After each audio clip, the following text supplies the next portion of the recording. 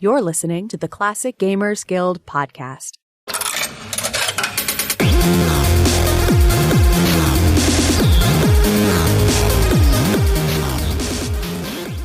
Hello and welcome to the Classic Gamers Guild podcast. I am one of your hosts, Anna. I'm here with another one of your hosts, Paul, and between the two of us, we believe that we have enough knowledge and time put in to talk to you folks all about the Adventures of Willy Beamish by Dynamics. Oh, God. Right? See, I'm not even going to bother picking one because I know one of the two of them is right and everyone's going to write in with their opinion. And it's actually been said on a documentary that it's Dynamics and that's the way it's supposed to be. But in my head growing up, all my life growing up, looking at the box, it was Dynamics, not because I thought the game was an appliance, but like legit, this was the first game by that company I had ever played. And that's what it looked like on the box to me. And I know, Paul, that I can't have been alone in thinking that. No, absolutely not. Anybody that thought otherwise is weird and wrong. It's it's Dynamics. The documentary that was you can't go trusting all the bloody documentaries you see. I mean, TV is just a big old box of fiction, you know. So. But yeah, it's a great game and made by Jeff Tunnell. So I also wasn't familiar with any of these games. I was excited, like, okay, here I am in grade 8. I was into Sierra games and everything was groovy and I was really enjoying them. And this classmate, this new kid in school came up to me and he's like, hey, I heard you like computer games. I have a computer game. Do you want one? I'm like, okay. So like legit, all he did, he brought me to his house and I waited at the door and he came out and he gave me the big box of the Adventures of Willy Beamish. Yeah, no, really, that's what happened. It was so sweet. He gave me this game and I took it home and I installed it and I played it and it was like playing a cartoon. It was really cute. And I dated that boy for about 2 weeks and I think I broke up with him, but I did keep the game. Yeah, it was part of the agreement. Yep. It was part of the agreement. And yeah, like I said, it was like playing a cartoon. I'd never played anything like it before. So I was actually like shocked at how good it was. Yeah. No, it had a huge impact for me as a kid too. I requested and got, unfortunately, the rat tail haircut because of Willy Beamish. No way. Yeah. No, I had a rat tail for way too long. Good, at least a summer. Yeah, I'm still a little mad that they listened to an 8-year-old's demands to have a rat tail. I hope I was 8. I hope I was nice and young. But it doesn't matter anyway. I really like that game a lot, and honestly, I think it's doing this podcast, being online, like the inevitable "what's your favorite" question comes up. Every day on Twitter.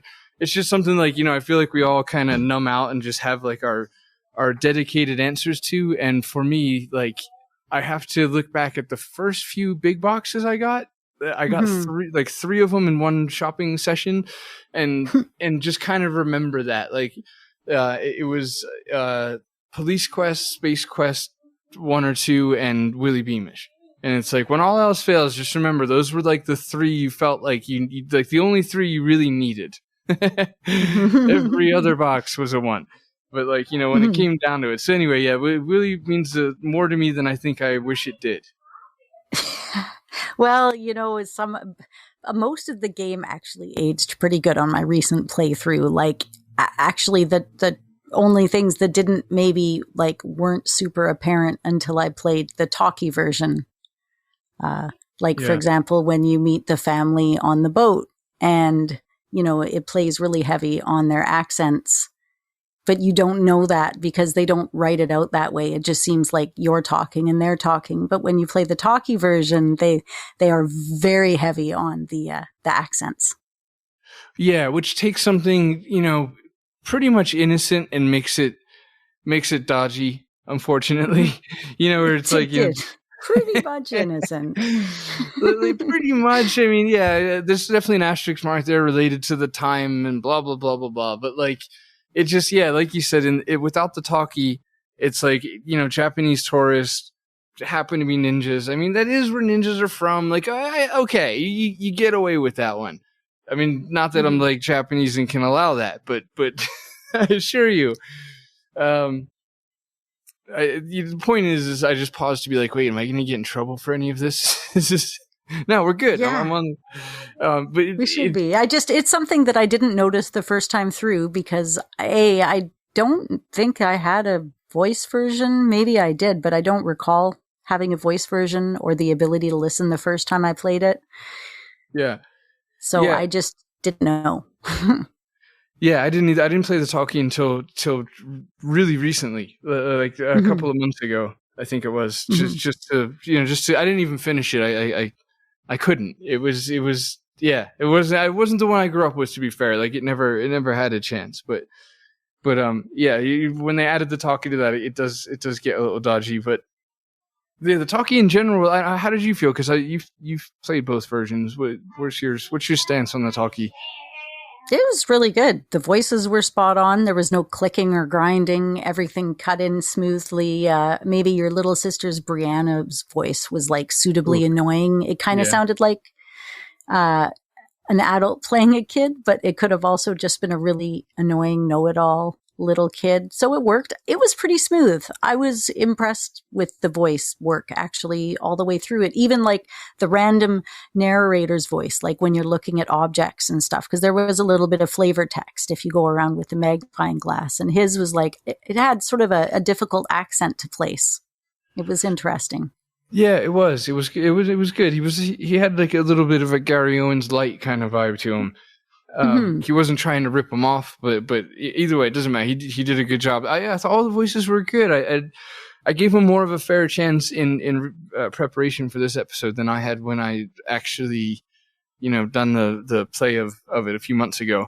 And I gave him more of a chance, and it was all pretty good. I guess the Brianna thing is a little hard to take, but she has very few lines, so it's kind of okay. And then the mom was kind of like maybe the weaker link in the chain, because they were all pretty exceptionally like good. I mean, for the era, for the time, blah blah blah, they were pretty decent. So yeah, it wasn't bad. Especially Willy. That's hard to pull off like a kid actor. I don't like kid actors. It's exactly. Just it's a ruthless and unfair stance of mine that I've always had. I'm way too critical and hard on children actors because they're all kind of terrible, and it's they haven't had time. Yeah. But anyway, that's probably another show or something. Yeah, it was like so much like playing a family sitcom. There's the report card. Don't let your dad find out. You gotta, walk your dog. Your family's eccentric. Dad's supposed to get a raise, but he gets screwed over in his job. Watching the TV while you're eating at the dinner. Like it was very typical of what we'd all be watching in sitcoms in that day and age, including the roles of all of the family members. You yourself as the kind of troubly kid who just wants to play games, and as Frog, your sexy sister who's always off with the boyfriend, the mom who just wants to like get cool stuff and clean the house and manage stuff, the dad who's expected to get a raise but instead loses his job, and it's got all of that with the cool like undercurrent of the backstory of what's happening. This whole town is kind of under a bit of pressure. There's, unions are on strike. The water's not even usable. People can't clean themselves. And so it's got like this dual story going that can kind of hit you when you're younger and then hit you again differently when you're older if you replay it. Yeah, that was out of the park. I couldn't say any better. That really encapsulates the feeling really well. I think you hit the nail on the head with saying bloody sitcom, because it's such a great snapshot of the time of 1990 that it hits all the notes from that era, like everything from like the archetype of the bratty middle child that Willy is, and just all the tropes that we were playing heavily on in that era, late 80s, early 90s sitcoms, is in this. The dad even has like a sort of Al Bundy vibe, but more of a lot less personality to say. But yeah, there's definitely like it's really well put. Kind of blew my mind there. Well, it's just fun. It's like they do the almost like the type of cola that all the words are like almost like it is in real life. God, that when it first did the commercial for the Toot Sweet on the TV, right? I was Right, like, yeah. this is the coolest thing ever. You're watching the show, and then they're like, thanks to recycled sludge, you won't be such a pudge. I'm like, yes, this is awesome. So much going on in the game. And the map is freaking huge. There are so many places that you can go. Everything looks kind of like it's hand-drawn and quaint. It's like when you get to the first map, you're like, okay, cool. I can go to like a tree house. I can go to my friend's houses here and there. Then you're like, no, I can also go into town. Then later you're like, oh, I can go out in the water. Then you're like, I can go to the castle up here. Like, it's huge. Right. Yeah. No, it's a really good point. It really encapsulates why I loved it as a child too, because it really felt like actual role playing. You know, it felt like a life simulator, but like, you know, the writers had already kind of thought or assumed correctly what you'd want to do as a child. Because when I was, I don't remember how old I was exactly. Somewhere between 8 and 11, I'd guess. It just it hit all the right notes. It was perfect. Like it let me actually sneak out of school and you know, just push the limits of general disobedience as a child and see what happens, and have the freedom to kind of go around town, but not out of town. Like it was, you know, also kind of limited as would be as a kid. And there's been times on the show before where when this game comes up, let's say, that we would talk about, you know, just touch on it. Let's say one of the things that we always kind of tend to bring up or laugh about or whatever is who was this game made for, right? Because it's like, there's a lot of like heavy adult, not heavy, but there's a lot of blatant adult themes going on throughout the game. It's pretty difficult. Like it's a kind of brutal game. I would say it's at certain parts, especially in the final-ish act. It's really like hard. day 4 killer. Day 3 gets long, but day 4 has so much going on. Jesus. Yeah, and we'll get into puzzles in a second, but there's some like really, really hard ones. Like it's a lot of the arguments against it being for a kid is my point. And then there's the fact that like Jeff Tanoa said they brought in a batch of Disney animators to do the animation for the game, and that it was he believes Jeff Tanoa, you know, guy behind Dynamax, and I think he worked at EA for a bit, and either currently or lastly he had Jeff Tanoa Productions. But so the main guy behind Dynamax was saying that they hired a bunch of Disney animators because Disney would like bulk up for a film, and then when the film was complete, they'd fire 200 animators so you could grab them in those time periods. And he believes it was the first game with cell animation. Right. Again, that's the apostrophe or asterisk, I mean, is that he believes, so that therefore, you know, that's what I'm going on. But yeah, anyway, it was kind of a cool thing in that I had real Disney animators, was the first to be cell animated. And I say all that to say that, you know, intentionally going after Disney animators is probably going to give off of this is for kids vibe. Like heading back the other direction of who is this for? And then the tagline made things kind of confusing, where it was like, what if you could be 9 knowing what you know now? Something like that. But, you know, somebody got paid a lot of money to say it a little better than I did. What if you were 9 again, knowing what you know now? Yeah. And actually, me saying somebody got paid a lot of money to say that is ridiculous. It's not the slogan for like Nike. There wasn't a huge payout for the guy at Dynamax. It was like, put this on the box. It was unfair of me. But anyway, the point is that I decided that I know who the game was for, and it's for both. Because I loved it as a kid. I saw a few flaws in it the last 2 times that I played it, especially this last time for preparation. Because it's you know, you kind of get a little critical to really dive into an episode. So like I saw a few things, but like I didn't notice any of those things as a kid. I just loved it. I don't even remember it being hard. I have no idea how I got through it. I'm sure I don't remember it being hard either, but we must have missed stuff, because it is easy to miss stuff in this game, as we'll talk about in a little bit. So yeah. But there's segments like the splicing the audio tape in for the phone call. Like there's things I'm like I surely wouldn't have known how to do. Like I'm guessing maybe just, you know, a parent stepped in or whatever, but it doesn't matter. It's really fun as an adult, and apparently I loved it as a kid, and so did you. So I guess it's just for both. Yeah, a bloody happy ending. Must be. This is a very happy ending. Well, you know what I liked even as a kid was the routine too. Like, what are you going to do every day? You're going to walk your dog. You're going to play with your sister. You got to help your parents. You got to do your thing. And it's consistent. You have to do these things every day, all 4 days. And it's a nice little routine you can kind of fall into. You have to keep out for the keys, like it's time for lunch or it's time for bed, but otherwise it's pretty open-ended, other than the fact that the time will just keep moving. Yeah, and it was great as kids because it was relatable and felt like a simulation, and it was fun as an adult too because it helps you get into character, I guess, as the protagonist being a kid, like forcing you to do the things you used to have to do again. And it was nice the way they handled like the dog and stuff. Like, he still loved you if you didn't feed him like a dog would, but he was mopey and sad. And if you did, he's like, oh, you're the best owner ever. And the dog was bloody charming. Yeah, but anyway, the games. I do think they pulled off for both. I guess it doesn't matter, who it was for. What did you think difficulty wise? Yeah, it got progressively more difficult. It was pretty easy at the beginning, and then as you went deeper into it, it got tricky. Like, a lot of it was timing. Like, you understood you were doing the right thing if you had a little progression most of the time. I didn't soft lock myself by doing something I wasn't supposed to do, but then I skipped things. Like, you can easily, for example, never meet the nurse right at the beginning of the game, or never deal with Spider. I mean, and I'm still not entirely sure the point of Spider other than to be a bully and for you to give some of your stuff to him. That's a good point. Yeah.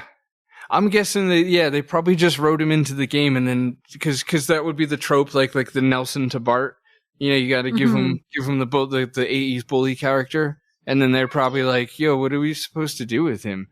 Because there were lots of inventory items. It gave you some choices. Like, for example, if you didn't get the token from the fountain, get onto the boat, you were able to give him something else, like one of your fancy cards, signed Mickey Mantle card or something like that to get on there. Like, most of the puzzles had some sort of alternate solution, or you would just die. Like, there was a lot of dying in this game, for sure. Yeah.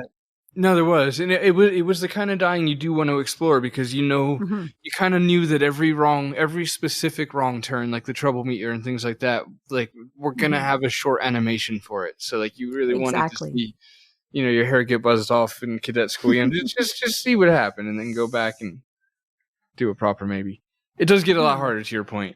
But yeah. Oh, and the grandpa of the family that you meet on the boat looks like Mr. Miyagi. I was like, they probably did that on purpose. Yeah, the whole family's really on the nose. Yeah. Lovely bunch, though. Yeah. And what was the other one? Oh yeah, we are the Crips. They did that little rhyme when the guys, when they went to go beat you up outside of the bar, and they say a little rhyme. Yeah. And they're actually playing off We Are the Jets from West Side Story. And it was totally on the nose with the rhyme and everything. So if you haven't seen West Side Story, you wouldn't know, but it was just spot on. Yeah. I'm so glad I didn't know. That's such a painful scene. What's funny about that scene is as a kid, it works because you're like, that's a fear, right? The guy says, the bouncer says, you got to get out of here. It gets rough here. It gets rough around here at nighttime. And as a kid, when you hear it gets rough around here at nighttime, you just leave. Like you're in danger. So a kid's worst fear might be a gang of street bullies are gonna beat you to death. A child for no reason, just wow, there's a child here. He knows it's rough here at night. Now we are all us grown men are gonna beat him to death. And as a kid, that's kind of what you're scared of. And then as an adult watching that scene, it's I mean, these guys aren't going to just take an innocent child and beat the life out of him because he's standing here, right? Let's be real. I mean, I know it's, 1 in a million times or whatever, but it's just a funny, I don't know, it's a funny thing where as a kid, I remember that being a valid threat, like quicksand. Yeah, you get your heart racing. You're like, oh man, I better get the hell out of here. But they were brutal to that boy. He died in a few different ways. You're just like, ouch. You do realize this kid is 9, right? Come on. Yeah, he was just standing there. And they did it with song and dance, which is so insulting. Interesting dynamics. You know what? I had a few things I couldn't figure out. Like, okay, for example, if you give your frog the cola while you're at the park and you're practicing with your friends, he'll do like a massive jump that is like super duper duper huge. And it shows you because that's the thing. But then if you give him cola when you're actually at the competition, that's against the rules and you can get disqualified for it. And that's not the way to solve it. So it was almost like it was like a red herring. Like, aha, he could totally win potentially if you give him this, but you can't give him this. It was fun. Yeah, that was kind of cool because the what you have to do instead like worked on a totally different level where it's like instead of I guess spoilers. I mean, we forgot to say that, but you know, it's they're everywhere. It's whatever. Instead of giving him cola, giving your frog uppers, you have to give the enemy frog, the rival frog, downers. Which you find out that works earlier, so it all ties in. Yeah, it was nicely done. Mm-hmm. And two, you can find out, like, don't give it to the other frog then, and then find out, and then you don't win. So, and that's the other cool thing. And I think I remember feeling that way as a kid too. You think, like, you almost forget you're trying to get to the Nintari champions. It's like you win the frog competition or even get in second place and you're like, oh man, I've won the game. That's great. And then you're like, oh, there's still all this game left. Right. Yeah. Yeah, that's true. There's a lot. That's a really good point. A lot more than you think. Yeah, I kind of remember feeling that as a kid. Yeah, because the frog jump feels like the finale, and then you have to save your father. Yeah, it's just an intense ending. You know, you flush those people down a toilet. I don't even know if they survive that. I doubt it. I mean, but imagine if your dad had ended up in there instead. See, that would have been pretty terrible. But yeah, and it's like in the goopy water in there too, right? It's not even, it's like the crud water that was polluting your sink and everything. Yeah, like they suffocated to death on bile. That's really gross. Yep. Yeah, you can taste it. I'm just realizing I'm looking through the notebook here because the notebook is the coolest thing. And now that I've played the game and I'm going through and I'm reading it, I'm seeing that it has hints on what to do all the way through this little book. Just this little hints. Like, for example, there's pictures of you and your friends in a photo booth together with a photo. It says Buds Forever. And then you're like, well, yeah, later on in the game you have to do that, right? So that's kind of neat. Yeah, it is. It is. You brought up prior to recording because you were getting the box down about the composition notebook. Do you have that? Mm-hmm. Yeah, that's what I'm obsessing over right now. My God, this is amazing. Yeah, that was really well done. Like they spent a lot of time on that. I remember as a kid, I liked it so much I would like take it to school with me. Like it was the thing I looked at when I was bored at school. Yeah, I took mine too. My actual one is in terrible condition. I now have a new big box. It has the everything, and it has the stickers and all the other fun stuff. And everything in this box is absolutely mint, which is great because you open it up and you look in it and there's actually fingerprint smudges with actual fingerprints with like ink in them, you know, where the front of it's been doodled on. There's a coffee stain, like somebody sat a coffee on the corner of the book. It is so freaking authentic that you wouldn't even think somebody else's would look like it. Yeah. Yeah. It really is that authentic. I just have to back that up real quick. No, you do. Like the back of it. I think I saw mine on the floor and was like, damn it. And then you're like, like I think it actually got me. As a grown person. Mm-hmm. I was like, oh no, I have a coffee stain on it because I forgot. It was my old one, right? I get the new one. I'm like, oh, right. This is just so freaking perfect. Like the back of it too. It looks like it's been done in pencil. Somebody's ripped their pencil down it and then stained it more with like some cola, probably Tootsie Cola, right? So. If you haven't seen this thing, like go look at least scans of it because there was like a disproportionate amount of time went into this composition book. I was like, design wise, it's like just somebody just overachieved the shit out of that manual. Like it's just an insert to a game, right? Manual, but like all these little details Anna's giving are not exaggerations. The thing's bloody remarkable. It had no business being as intricate and ornate as it was. I wonder if this is real. It has a hint line, 1-900-370-CLUE with a K, or in Cali, 1-900-370-5113. I think it is real, actually. That's right? awesome. Yeah, 900s. If you call And then it nowadays, has, maybe sexy will answer. oh yeah, it'd be like, this is a lot more than $5.99 a minute now. Jeez. Like, I'm already paying you. Can you at least get on Google and find the answer? And then maybe in a sexy voice. It's got the name of the company, and then in the back of the book, it's like, what a swell place to work. And it's got these little arrows. I could obsess over this thing for ages too. And the stickers too. The stickers are gorgeous. You've got Willy, Horny, Leona, and then you've got the Monster Squad, it's the video game you want to play on the Nintari. Like, I don't know about you, but I wanted to play that little game and stuff a carrot in a cupcake's mouth myself. Yeah, they made that look really good, didn't they? That was so satisfying. I always had said, probably never, but just now always started saying that it'd be really cool if you could play Monster Squad like in the game, like as a optional arcade sequence or whatever, Astro Chicken or whatever. And it turns out, and I didn't know this till today, prep wise. Several days in advance when I actually prepped. No, like hours ago. That the Sega CD version, you get to bloody play it. Mm-hmm. Really? Yeah, you get to play. Yeah, it's so the Sega CD version, it's a playable thing. It's a mini game called Super Space Canoidrix, which combines elements of Space Invaders, Tetris, and Onoid, which I'm not sure I've ever said out loud till now. It doesn't matter. So now, one late evening, I might find myself trying to get a Sega CD emulator working or whatever to see that, because that sounds really cool. I'm jealous.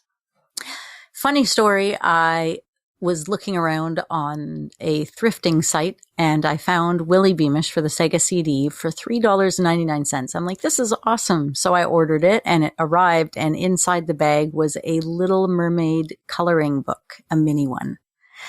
So I was like, damn it. So I was advertised. I threw away the book. They sent me a refund, and all of a sudden it popped out on the site, $3.99. They have Willy Beamish. I'm like, you know what? Forget it. I'm a sucker. So I ordered it again. I'm like, I really want it for Sega CD. And instead, all it said was that they just refunded my money right away and said not available. And that was the end of that. And I haven't seen it again since. So close, though. The asshole in me was hoping that you were going to get a second Little Mermaid coloring book there at the end. And I should have kept it, eh? Geez, that's a great memento of getting ripped off. But I didn't. Yeah, anyway, so then later on, you go back on the boat and then you're going to do this challenge and you end up meeting your competitor, right? You end up meeting Hans, the owner of Turbo Frog, and it's who you're supposed to be intimidated by. And he's essentially Arnold Schwarzenegger with blonde hair. Yeah.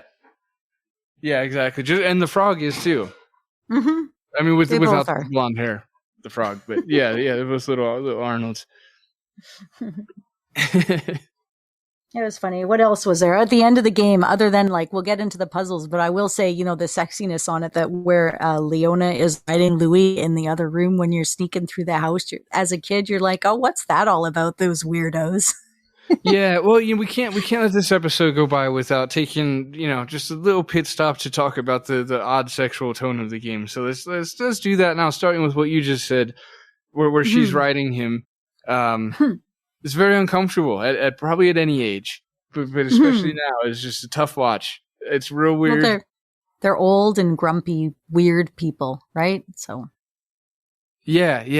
She plays a good villain, a hateable villain. Mm-hmm. Yeah, we can get through it quick, because whenever we do talk about Willy's, is probably what we mentioned, but like it happened and it's kind of funny. Like the sister thing, that's super sexual. I caught another one today. Sorry, what I was referring to a second ago was like the bathtub scenes and everything, where it's just like, where is this going? At certain points in the game, you wonder. But there's another one where when that street gang says, or when the bouncer says, you better get out of here, it gets rough around here at night. Willy quips back with, not as bad as Tiffany's room or something like that. And just a weird, like, I don't even know what that means. Like, how was he referring to her and her boyfriend, or what was he trying to? Yeah, like, what do you mean your sister's room gets rough at night? Like, I mean, I'm assuming it's probably something weird and sexual just because this is Willy Beamish, but I don't know for sure. Well, I mean, your name is Willy, your dog's name is Horny. Right off the bat, they're kind of going for it. There's even like a weird thing with the three friends and Dana and stuff. Like, I don't know, just the game dynamic. Yeah, exactly. Yeah. Well, and even Horny and the girl frog. Yeah. It's oozing sexuality all over the place, though, right? So. Yeah, exactly. But that's the appeal, right? That's where, like, okay, we got to appeal to all ages. This is a kid's game. Now, how do we appeal to a grown-up who's playing a kid? We'll be like, well, what's something a grown-up would notice that a kid wouldn't? Sexuality. Okay, well, then let's take this game out of the role of Willy's scope of understanding and make all of the outside jokes around him and him about sexuality. And then the kids will appeal because they'll identify with Willy. The adults will love it because of sexuality. And that's just the Disney principle, really, in a lot of ways too. Yeah, exactly. No, it's spot on. That's basically, I think what they done was like, but adults and kids will like it. We'll do that thing where there's over the kids' head jokes for the adults. And I think the only place they went a little wrong was the over the kids' head stuff was it was maybe a little too strong. Some of it's just super weird because I noticed it being weird as a kid, and my ball bag hadn't descended yet, and I'm like, this is still a little weird right now. Yeah, using sexuality to sell, even with the ads for Slam Dunk, the stuff they do on TV, it's the running vein all the way through. And back to the nurse again, right? You got sexy nurse with the nice boobs, or you got the Sega CD with the weird boobs, but either way, she's also hot. And okay, when she is checking Willy out to see if he's okay, just look at Willy's face, right? And it's like the funniest faces that he's making. He's like, I don't know, I totally see it. He's like, I think I kind of like this, and I'm not sure I understand why. And they really caught it spot on with the looks he was giving. Yeah, I'll have to go back and look at Willy's face. I wish. Yeah, where else would you be looking during that scene? Yeah, I wish I could have said with confidence, like I had noticed, anything but the nurse in that situation, but I shamefully cannot. It's kind of exposing. Well, they're really good with the eyes. In this whole game, they're really like, considering how many pixels in some of those scenes they're working with, like when Willy's tiny and on the map, his legs are like 3 pixels each. But yeah, he's so tiny and he walks around and then he gets, I don't even know what I'm saying. What I'm trying to say is that the detail, whether they're backed off or right up close, is pretty good, and they definitely use that to enhance some of the sexuality, but not to the point of like nudity. Like it's all just like heavy innuendo all the way through. Yeah, exactly. This game has puzzles that pretty much start right from the very beginning, and you don't have a lot of chances to get them right. So to me, this game is a matter of save, try, tried it, save it, give it another alternative file. Like, for example, when you go to adjust your sister's scale, I was like paranoid. Should I or shouldn't I? What is the point of it? If I do it, am I going to get in more trouble and get sent to military school? So you got to do a save, change scale, and then branch off, do another save, didn't change scale. I felt that I had a lot of saves going by the time I was done this game. Yeah, no, it leans really heavy on that for sure, which to the listener, if you're the type that feels that it breaks immersion to have to load and save and stuff, then just skip this one for sure. Because you're gonna, you just have to like there's some timed events, especially with the babysitter, which is just the best bit in the game. But real quick, because I know we're gonna be wrapping sort of soon. We can't not mention the babysitter. I mean that scene gave me actual nightmares as a kid. So that's says something.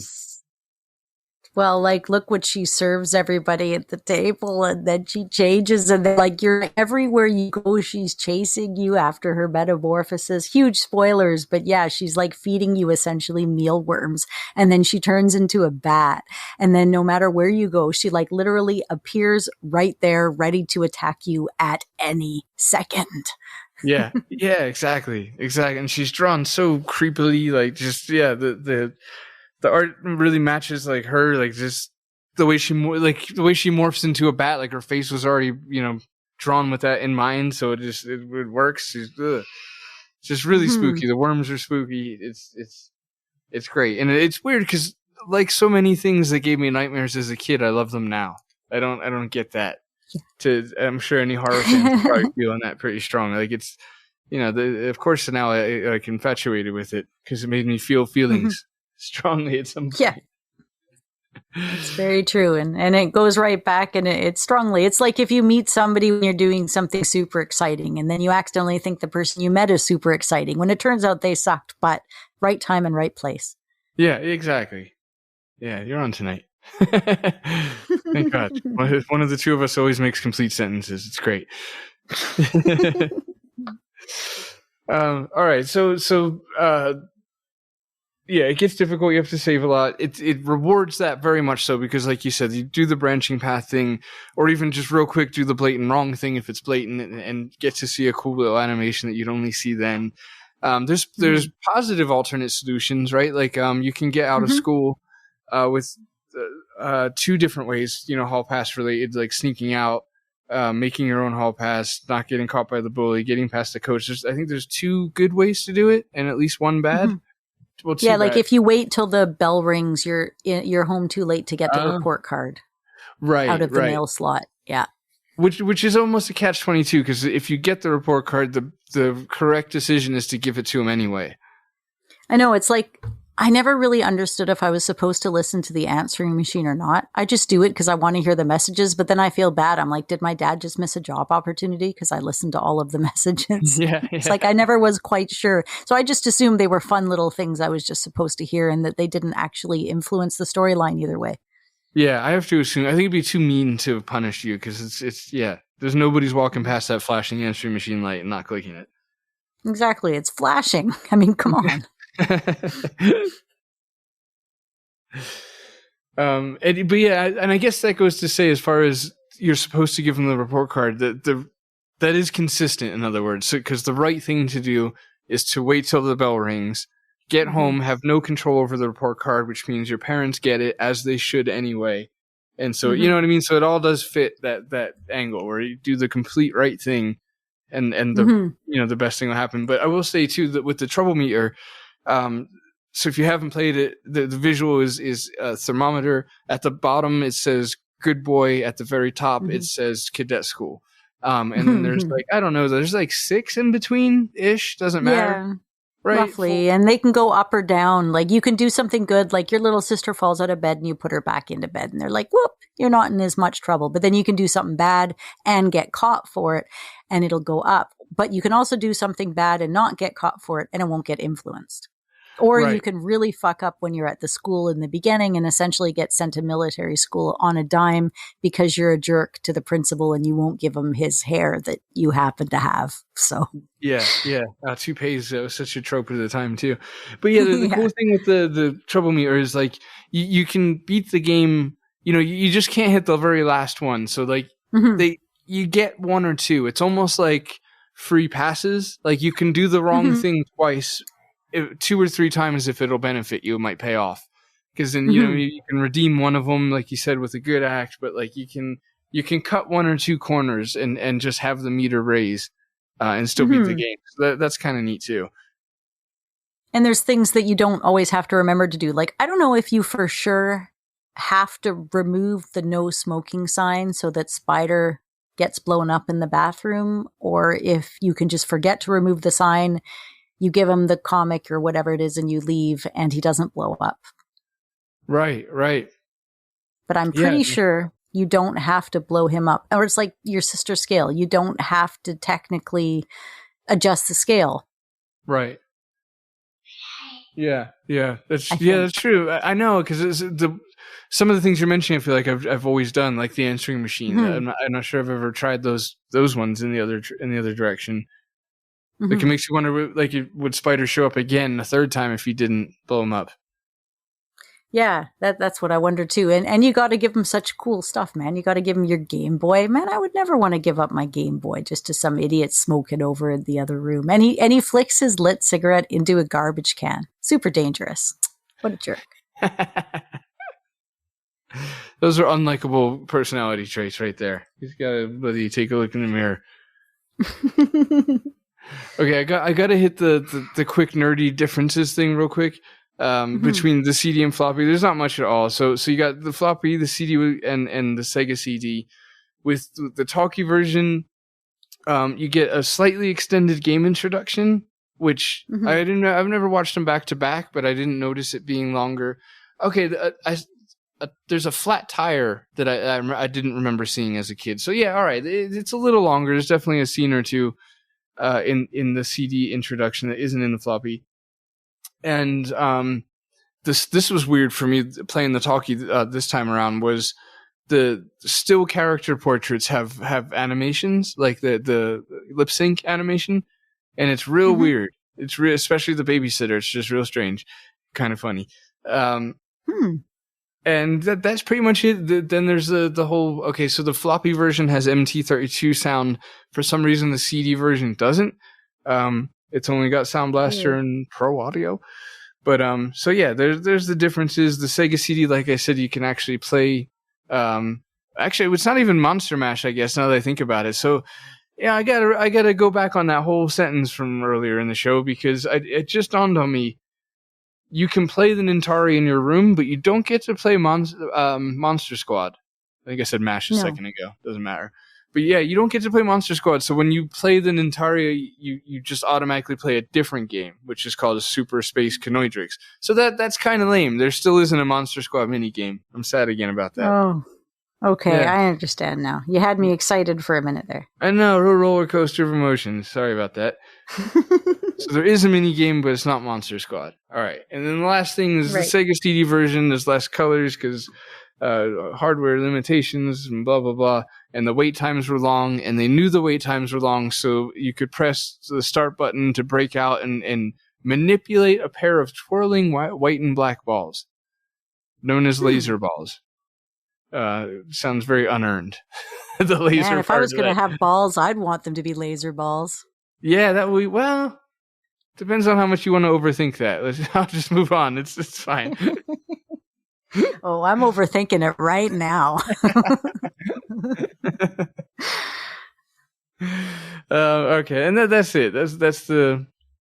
I better stop with all the nerd talk. We're getting Anna whipped up here. It does work for me. You should have seen me when a good friend of mine in the guild, Roberta, brought out a suitcase filled with big box games. She's just like, I'm going to leave you guys alone. Okay, but I want to quickly go ahead. I want to quickly hit on the puzzles. At the end when you're trying to deal with being in the mansion, every single part of that I found a little bit difficult. Like, for example, figuring out to find, like clearing off the table, even trying to get what you're supposed to get off the table and do it properly, because you can't take everything, because you're not supposed to take everything.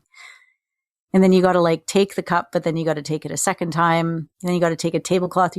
I know I'm revealing the whole thing, but how ridiculous. You got to put the tablecloth underneath the knight so the knight can fall down so you can get the items from there. So you can do like some timing, some crazy stuff with all the frogs. The overarching storyline is they all wanted frogs' legs. So that was really complicated too. That little ending clip when you're trying to deal with the frogs before you have to deal with the very end in the kitchen with the cook was also rather confusing.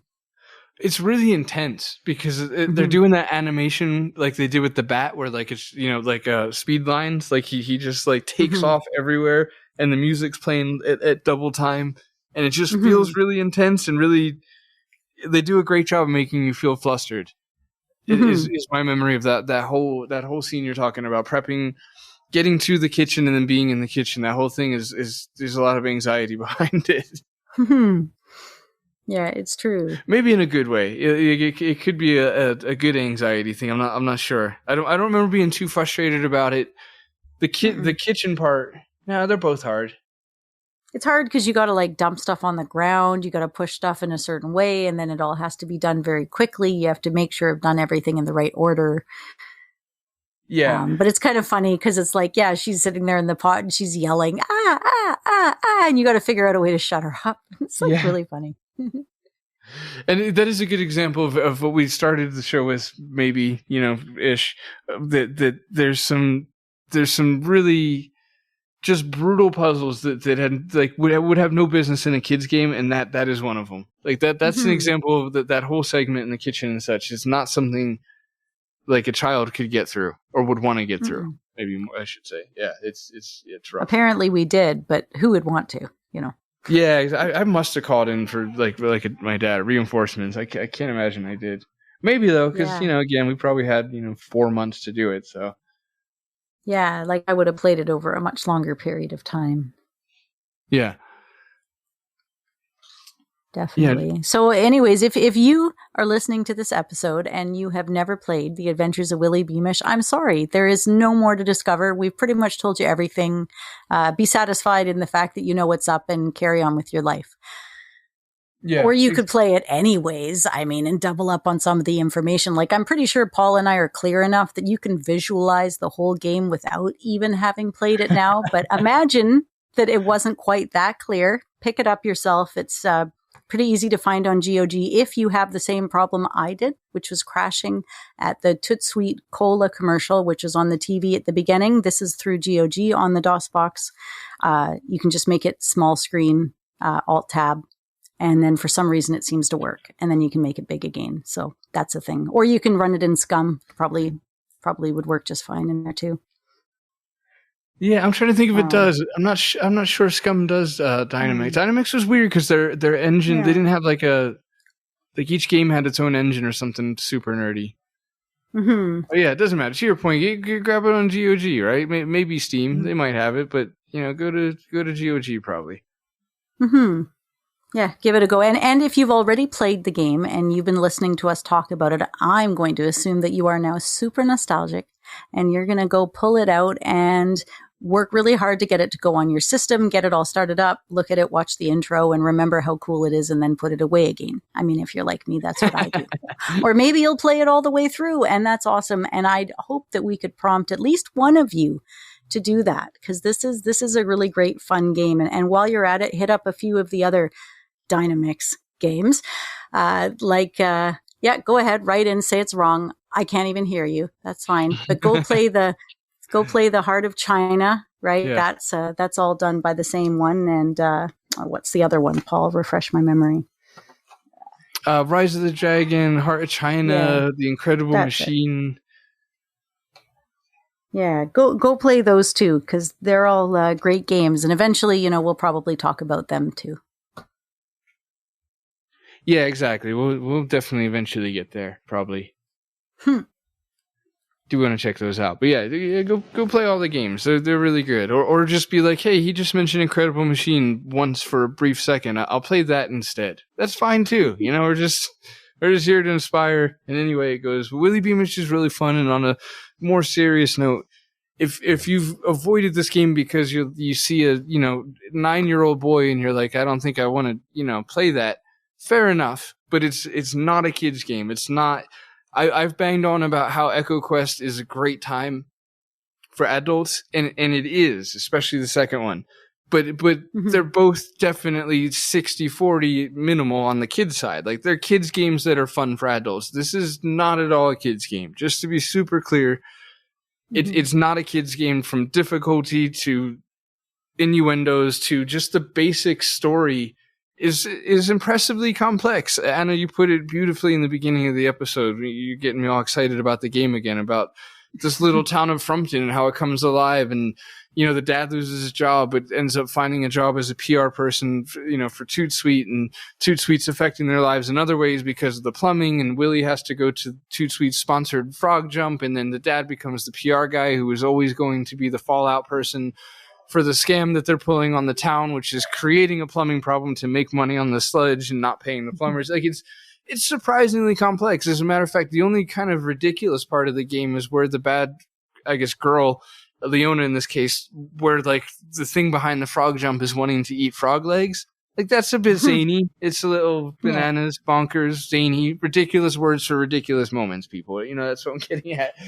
It's a little weird, but like, ultimately the plot and the story and everything is a bit complicated. The sentences themselves can be like long and drawn out. It's not a kid's game. So point is that God damn it, it's not a kid's game. All right, I'm not going to say it again.